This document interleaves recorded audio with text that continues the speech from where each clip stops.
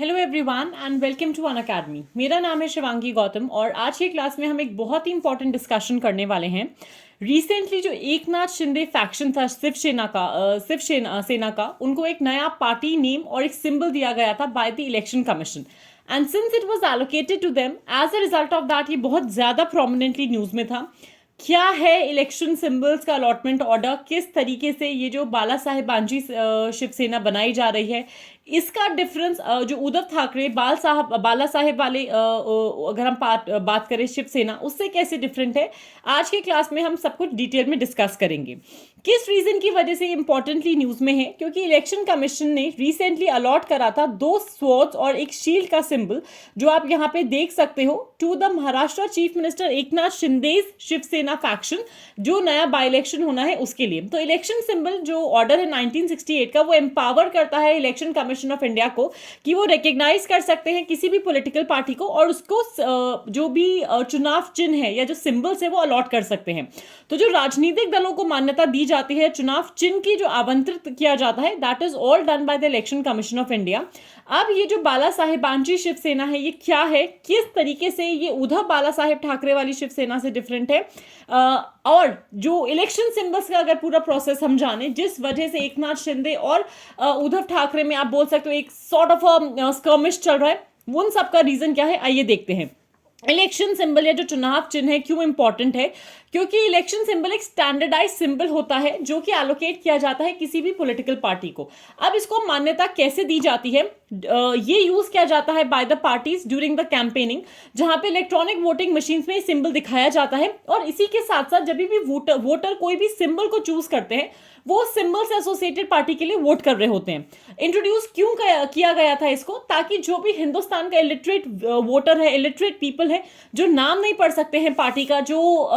आप बोल सकते हो लीडर्स का या कैंडिडेट्स का नाम नहीं पढ़ सकते, कम से कम चुनाव चिन्ह देख के अपना वोट कास्ट कर पाए। 1960s में प्रपोज किया गया था रेगुलेशन रिजर्वेशन जहां पे अलॉटमेंट ऑफ इलेक्टोरल सिंबल एक पार्लियामेंट के सिंबल ऑर्डर के थ्रू करा जाना चाहिए, लेकिन ऐसा होता नहीं है। इलेक्शन कमीशन ऑफ इंडिया की अगर हम बात करें वो रजिस्टर करती है पॉलिटिकल पार्टीज को इलेक्शन के पर्पसेस के लिए और उनको रिकग्निशन देती है एज अ नेशनल पार्टी और अ स्टेट पार्टी अपने पोल परफॉर्मेंस के बेसिस पे। रिकग्निशन किस तरीके से दिया जाता है, जब ये रिकग्निशन मिल जाता है किसी भी पार्टी को कि वो नेशनल पार्टी है या फिर एक स्टेट पार्टी है, उनको सर्टेन प्रिविलेजेस मिलते हैं, पार्टी सिंबल एलोकेट किया जाता है, पॉलिटिकल ब्रॉडकास्ट का टाइम दिया जाता है टेलीविजन पे, रेडियो स्टेशन पे, और इलेक्टोरल पोल्स को वो एक्सेस कर सकते हैं। इसी के साथ साथ हर नेशनल पार्टी को और हर स्टेट पार्टी को एक सिंबल अलॉट किया जाता है जो कि एक्सक्लूसिवली सिर्फ उनके यूज के लिए रिजर्व्ड होता है पूरे देश में या फिर उस पर्टिकुलर स्टेट में।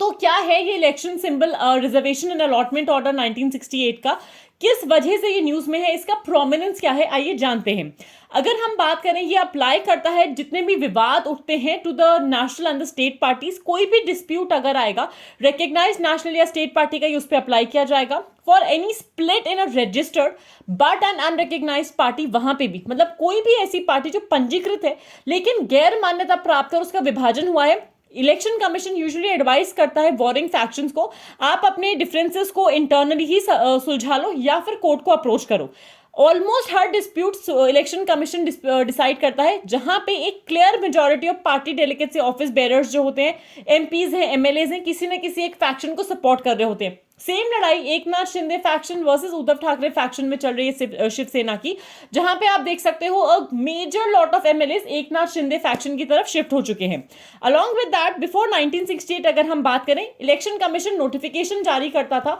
और एग्जीक्यूटिव ऑर्डर आता था गवर्नमेंट का under the conduct of election rules 1961। अब अगर हम बात करें इलेक्शन कमीशन के इस ऑर्डर की, तो जो स्प्लिंटर ग्रुप होता है यानी जो पार्टी के अलग अलग समूह बन जाते हैं, जैसे हम शिवसेना का एग्जांपल लेके चलें, एक एकनाथ शिंदे फैक्शन बन गया है, दूसरा उद्धव ठाकरे फैक्शन बन गया है। इस पर्टिकुलर पार्ट पे पार्टी सिंबल के लिए they will have to register जो भी दूसरा ग्रुप है और उनको रजिस्टर करना पड़ेगा खुद को एज अ सेपरेट पार्टी। वही चीज शिवसेना के साथ हुई, there is a Shiv Sena party जहां पे आप देख सकते हो